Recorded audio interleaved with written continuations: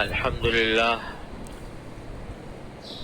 لله نحمده ونستعينه ونستغفره ونؤمن به ونتوكل عليه ونعوذ بالله من شرور أنفسنا ومن سيئات أعمالنا من يهده الله فلا مضل له ومن يضلله فلا هادي له وأشهد أن لا إله إلا الله وحده لا شريك له وأشهد أن سيدنا وسندنا ونبينا ومولانا محمدا عبده ورسوله صلى الله تعالى عليه وعلى آله وأصحابه وبارك وسلم تسليما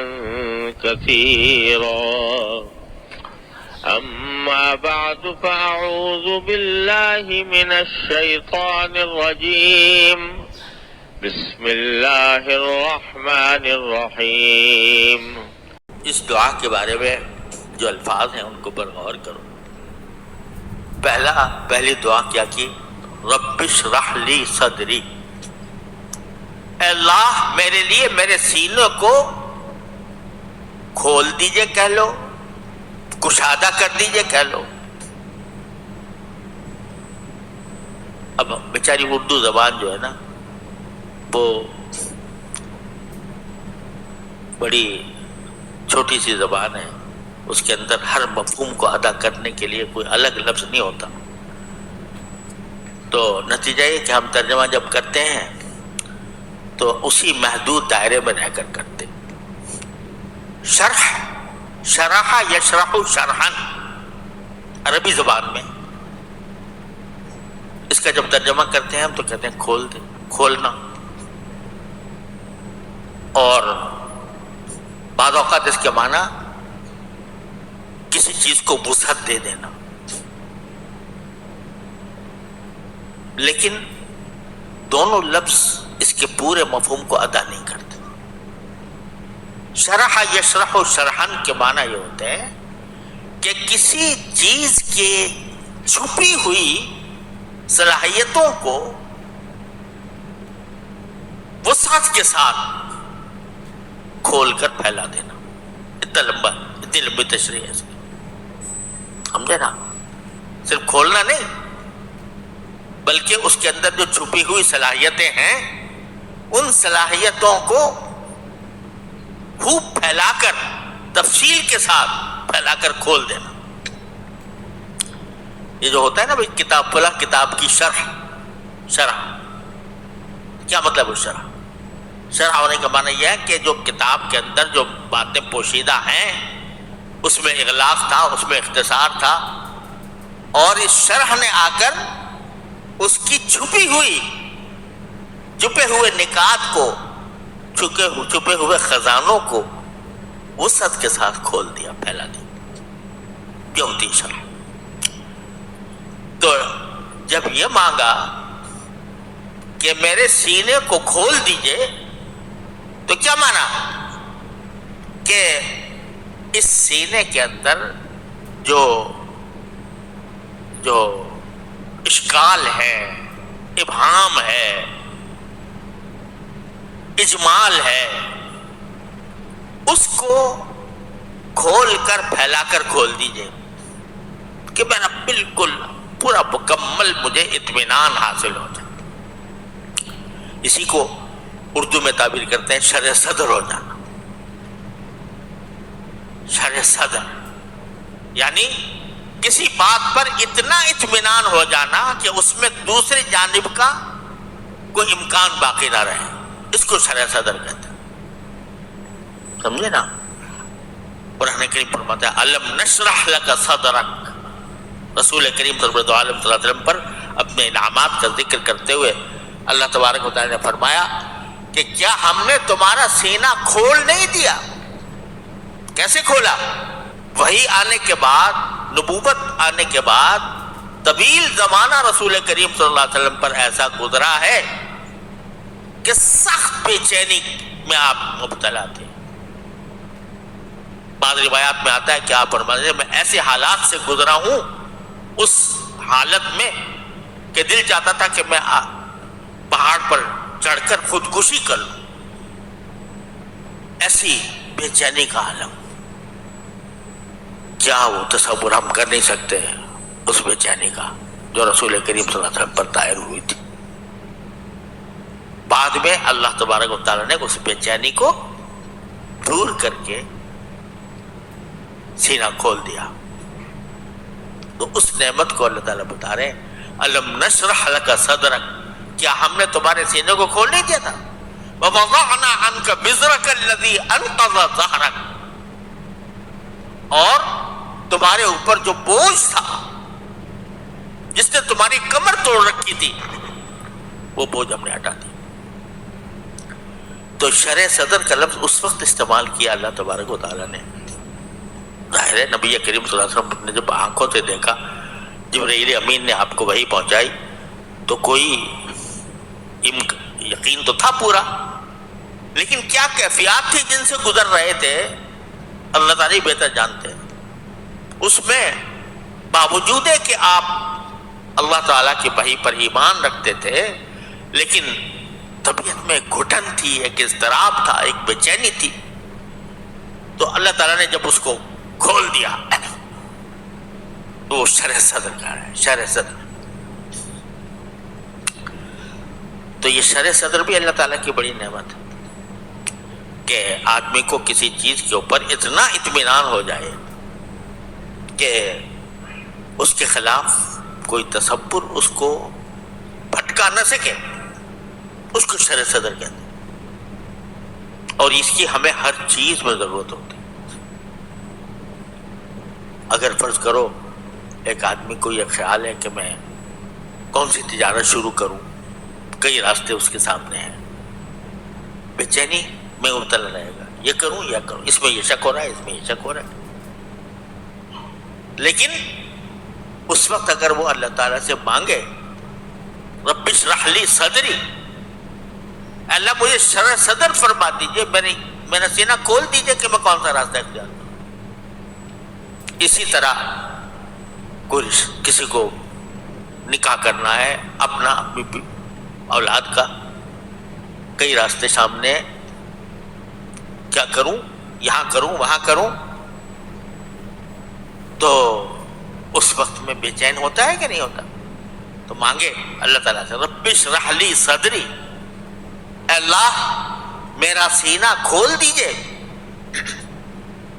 یعنی جو صحیح راستہ ہے وہ دل میں اس طرح اس کے اوپر جم جائے دل کہ اس میں کوئی شبہ باقی نہ رہے، کوئی شک باقی نہ رہے، اطمینان کامل حاصل ہو جائے. اس کو کہتے ہیں شرح صدر. یہ مانگ رہے ہیں موسیٰ علیہ السلام. پہلی چیز جس کی مجھے ضرورت ہے اس وقت وہ شرح صدر ہے، کیونکہ طرح طرح کے وساوس آ رہے ہیں، طرح طرح کے خدشات پیدا ہو رہے ہیں. مجھے مار دیں گے، مجھے قتل کر دیں گے، میری بات نہیں سنیں گے، مجھے دھتکار دیں گے، مجھے داخل نہیں ہونے دیں گے، میری قوم کو نقصان پہنچائیں گے. ہزار طرح کے شبہات پیدا ہو رہے ہیں. تو پہلا کام تو مجھے حاجت جو ہے پہلی وہ یہ ہے کہ میرا سینہ کھل جائے کہ بس جو کام کرنے جا رہا ہوں بس وہی صحیح ہے، اطمینان کامل حاصل ہو جائے. اس کی ہمیں ہر قدم پر ضرورت ہوتی ہے، شرح صدر حاصل ہو جائے.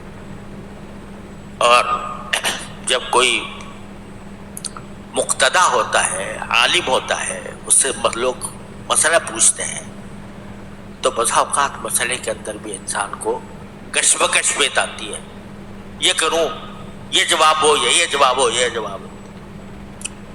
تو جب وہ اللہ تعالیٰ کی طرف رجوع کرتا ہے رب اشرح لی صدری، تو اللہ تبارک و تعالیٰ اس کا سینہ کھول کر ایسی چیز پر مطمئن فرما دیتے ہیں جو اللہ تعالیٰ کی رضا کے مطابق ہوتی ہے. لیکن یہ کسی مرحلے پہ جا کر ہوتا ہے، ہر ایک کے بعد نہیں ہے. وہ ایک صاحب تھے، ایک طالب علم تھے، وہ تازہ تازہ دور حدیث سے فارغ ہوئے اور فتوے کی مشق کرنی شروع ہو گئی کہ فتوے لکھنے کی. تو ایک مرتبہ انہوں نے کوئی فتویٰ لکھا، اور لکھا ایسے مسئلے میں جس میں دو رائے ہو سکتی تھی. تو وہ حضرت تھانوی رحمۃ اللہ کے پاس لے گئے. تو بھائی یہ تم نے یہ کیسے لکھا؟ کہ جی میرا اس پر شرح صدر ہو. اس نے طالب علم کہا یا اللہ کہ حضرت میرا اس پر شرح صدر ہو. تو حضرت نے اس کے جواب میں فرمایا کہ اچھا ماشاءاللہ آپ کو بھی شرح صدر ہونے لگا. مطلب یہ کسی وقت میں جا کر آدمی کی یہ بات ہوتی ہے کہ اللہ تبارک و تعالیٰ اس کو کسی بات کے اوپر شرح صدر عطا فرما دیتے ہیں. اب یہ طفل مکتب جمعہ 8 دن اس کو پڑھے ہوئے ہوئے، یہ کہتا ہے کسی بڑے کے سامنے کہ میرا شرح صدر ہو گیا. اس کو یہ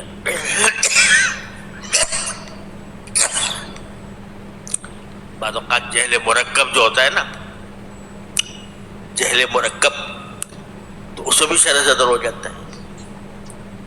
اس کو پکا ہوتا ہے پتا کہ یہ میں جو سمجھ رہا ہوں بالکل صحیح ہے. تو وہ عربی زبان میں ایک شعر ہے کہ ایک کوئی ایسے ہی چلتے پھرتے آدمی تھے، بظاہر مولوی ہو گئے تھے. تو ان سے کسی نے کوئی مسئلہ پوچھا. اس نے کہا جی میری نظر میں تو میری نزدیک تو یہ ناجائز ہے، میرے نزدیک. تو ایک بڑے عالم تھے، انہوں نے وہ شعر لکھا، کہا شعر سے اس کا جواب دیا کہ یقولون ھذا عندنا غیر جائز، یقولون ھذا عندنا غیر جائز ومن انتم حتی یکون لکم عندو. ومن انتم، تم ہو کون؟ حتی یکون لکم عندو، کہ تمہیں اندی کہنے کا اختیار ہو. جس کو اند کہتا ہے اندی، ھذا عندنا غیر جائز. تو یہ بعض اوقات جہل مرکب والے کو بھی شرح صدر ہو جاتا ہے، وہ شیطان کی طرف سے ہوتا ہے، سمجھے نا. لیکن یہاں کس سے مانگ رہے ہیں شرح صدر؟ پروردگار سے. رب اشرح لی صدری، اے میرے پروردگار میرا سینہ کھول دیجیے. اس کھلے ہوئے سینے کی ہمیں ہر جگہ ضرورت ہے، ہر قدم پر ضرورت ہے. جو کام ہم کر رہے ہیں اس پر دل مطمئن ہو کہ ہم صحیح کر رہے ہیں، الحمدللہ صحیح کر رہے ہیں. لہذا اللہ سے مانگنے کی بھی ہر وقت ضرورت ہے. یا اللہ میرا سینہ کھول دیجیے، یا اللہ میرا سینہ کھول دیجیے. یہ اتنی بڑی نعمت ہوتی ہے سینے کا کھل جانا کہ کشمکش سے باز آ گیا انسان، کشمکش سے نکل گیا. جو صحیح راستہ ہے اس کو اختیار کر بھی لیا اور اس پہ مکمل اطمینان بھی حاصل ہو گیا. تو یہ چیز انسان کے اختیار میں نہیں ہوتی، یہ اللہ تبارک و تعالیٰ کی عطا ہوتی. تو پہلی چیز جو مانگی حضرت موسیٰ علیہ السلام نے وہ شرح صدر مانگا. رب اشرح لی صدری ویسر لی امری، اور میرے سارے کاموں کو آسان کر دیجیے. کتنا بڑا کام ہے مصر جانا، جہاں وارنٹ نکلے ہوئے ہیں گرفتاری کے، جہاں قتل امن کا مقدمہ چل رہا ہے، جہاں لوگ پکڑنے والے موجود ہیں، وہاں جانا، وہاں سے فرعون کے دربار تک پہنچنا، اور دربار تک پہنچ کر اس سے اس کی مرضی کے بالکل خلاف بات کرنا. کتنے ہر ایک کام ایک پہاڑ، لیکن کتنا بھی بڑا پہاڑ ہو اللہ سے مانگنا یہی ہے کہ اللہ اس کو میرے لیے آسان کر دے. وَيَسِّرْ لِي أَمْرِي. جب بھی کسی انسان کو کوئی مشکل پیش آئے، بڑا مسئلہ درپیش ہو کہ بھئی بہت مشکل نظر آ رہا ہے، تو کیوں خامخواہ پریشان ہوتے ہو؟ جس کا اللہ ہو اسے پریشانی کیوں ہو؟ تو وہ یہ مانگو، یا اللہ اتنا مشکل نظر آ رہا ہے، یسر لی امری، میرے لیے آسان بنوا دے۔ یہ عبدیت کا تقاضا ہے، بندگی کا تقاضا ہے کہ بندہ اپنے آپ کو محتاج کر کے اللہ تعالیٰ سے کہے کہ اللہ مجھے آسان دے، آسان دے۔ حضور اقدس صلی عالم صلی اللہ علیہ وسلم کا معمول یہ تھا کہ ما خیر بین امرین الا اختار ایسرہما، جب دو چیزوں میں آپ کو اختیار دیا جاتا کہ یہ چاہو یہ کر لو، یا چاہو تو یہ کر لو، تو ان میں سے جو آسان چیز تھی وہ آپ اختیار فرماتے تھے۔ اب اگر دیکھو کوئی ایسے ہی جعلی پیر ہو، جعلی، تو وہ کیا کرے گا کہ ایسا مشکل راستہ اختیار کرے گا مرید، تاکہ یہ دیکھیں کہ دیکھو یہ اتنا بڑا مجاہد ہے اور اتنا بڑا، یہ اتنے بڑے مشکل فیصلے اس نے کیے اور مشکل کام کر رہا ہے۔ لیکن سرکار دو عالم صلی اللہ علیہ وسلم کیا فرماتے ہیں کہ نہیں، میں تو آسانی کا اختیار کرتا ہوں۔ یہ بندگی کا تقاضا ہے۔ اللہ میاں کے سامنے طاقت نہیں جتانی، اللہ میاں کے سامنے اپنے آپ کو طاقتور ظاہر نہیں کرنا، اللہ تعالیٰ کے سامنے تو بندگی ہے، عاجزی ہے، عجز و نیاز ہے، سر جھکانا ہے کہ اللہ میرے بس کا نہیں ہے، آپ آسان کریں گے تو ہو جائے گا، آپ کی آسانی کے بغیر کوئی کام نہیں ہو سکتا۔ یسر لی امری، اللہ تعالیٰ سے ہمیشہ آسانی مانگو۔ اللہم الطف بی فی تیسیر کل عسیر فإن تیسیر کل عسیر علیک یسیر، یہ دعا سکھا ہے رسول کریم کہ اے اللہ میرے ساتھ مہربانی فرمائیے، ہر مشکل کام کو آسان بنا دو۔ تو بندگی کا تقاضا یہی ہے کہ وہ آسان راستے کو اختیار کرے۔ مسجد جانا ہے، اب ایک راستہ یہ ہے کہ لمبا چل کے جائے، اور ایک راستہ یہ ہے کہ گاڑی میں بیٹھ کے آ جائے، سمجھے؟ اگر واک کرنی ہے تو خیر، ورزش کرنی ہے، یا یہ کہ یہ خیال ہے کہ بھئی میرے نشانے قدم گنے جائیں گے اللہ تعالیٰ کے ہاں، لیکن اپنے آپ پر زبردستی کر کے نہ دنیا کا فائدہ مقصود ہے، نہ قدم گنے جانے کا فائدہ مقصود ہے، یہ دکھانا مقصود ہے کہ بھئی میں تو اتنا مشکل کام، جب دو راستے ہیں تو میں مشکل کام اختیار کروں۔ یہ سنت کے خلاف۔ سنت یہی ہے کہ آدمی اپنے لیے آسانی کا راستہ تلاش کرے۔ تو وَيَسِّرْ لِي أَمْرِي، ہر بات میں بندے کو چاہیے کہ اللہ تعالیٰ سے آسانی مانگے، اور وَاحْلُلْ عُقْدَةً مِّن لِّسَانِي، اے اللہ میری زبان سے گرہ کھول دی۔ وہاں تو حقیقی گرہ تھی، لکنت تھی۔ حضرت موسیٰ علیہ السلام کی زبان مبارک میں تھوڑی سی رکاوٹ تھی، لیکن ایک رکاوٹ ظاہری ہوتی ہے اور ایک معنوی ہوتی ہے، یعنی بظاہر زبان کے اندر کوئی رکاوٹ نہیں ہے، لیکن بولا نہیں جا رہا، بولا نہیں جا رہا، تو رکاوٹ معنوی کھڑی ہو گئی۔ ہم جتنے یہ جب بعض تقریر کرنے والے ہیں نا، یہ بعض اوقات اس گھمنڈ میں آ جاتے ہیں کہ ہم نے بڑی اچھی تقریر کی، ہم نے بڑا اچھا بیان کیا، ہم نے لوگوں کو مسحور کر دیا، ارے بھائی ہمارے بیان میں تو لوگ رو رہے تھے، گریہ تاری تھا، وغیرہ وغیرہ۔ لیکن یہ سب اللہ جل جلالہ کی عطا ہوتی ہے۔ اگر کسی وقت وہ عطا واپس لے لے. مجال ہے کہ کچھ بول سکو, مجال ہے کہ کچھ کہہ سکو. یہ جو زبان ربا ہو جاتی ہے, یہ اللہ تعالیٰ زبان کی گرہ کو کھول دیتے ہیں. اگر ان کی طرف سے گرہ ڈال دی جائے تو ہزار مضمون بھی تمہارا آ رہا ہو, کوئی لفظ چلے گا نہیں. واحلل عقدۃ من لسانی. پھر آخر میں یفقہوا قولی, کہ میری زبان کھل بھی گئی اور میں نے خوب اچھی طرح دعوت بھی دے دی, لیکن ان کے دل میں نہ اتری. تو اللہ ان کے ایسا بنا دیجئے کہ وہ میری بات کو سمجھ بھی لیں, ان کے دل میں بھی اتر جائے.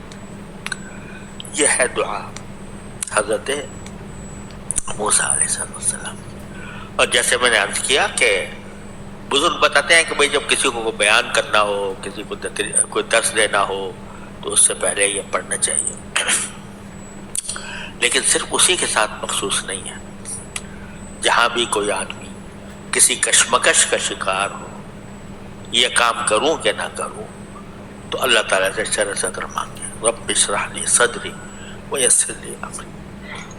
خلاصہ یہ کہ جو حاجت ہو, جو مسئلہ درپیش ہو, جو مشکل درپیش ہو, تو ایک مومن کا راستہ یہ ہے کہ وہ رجوع اللہ, اللہ تعالیٰ کے رجوع کرے. اسی کو انابت کہتے ہیں, اسی کو اخبات کہتے ہیں.